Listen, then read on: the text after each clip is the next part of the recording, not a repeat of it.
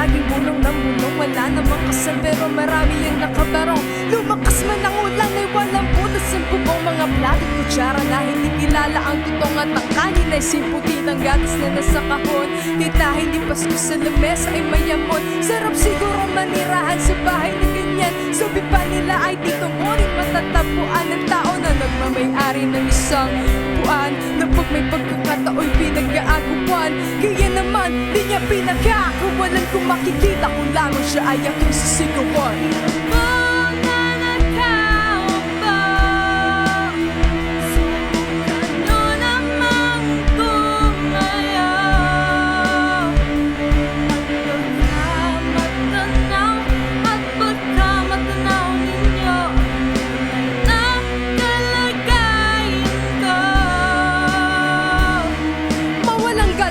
Sa taong nakaupo, alam niyo bang pandakal ng bigas namin ay di puno ang dingding ng bahay namin, pinagtapit-taping yero. Sa gabi ay sobrang init na tumutunaw ng eno na di kayang binilo pang ilagay sa inumin. Pinakulong tubig sa lumang tako rin uling-uling, gamit ng panggatong na inanod lamang sa estero, na nagsisilbing kusina sa umaga. Yaming banyo ang aking inay na may kayaman ng isang kaldero, na nagagamit ng pag ang aking ama ay sumweldo pero kulang na kulang pa rin. Ulam na tuyo at asin, 50 pesos sa maghaboy pagkakasyahin. Di ko alam kung talagang maraming harang, mataas ng ba ang bakod o nabubulag-bulagan lamang po kayo?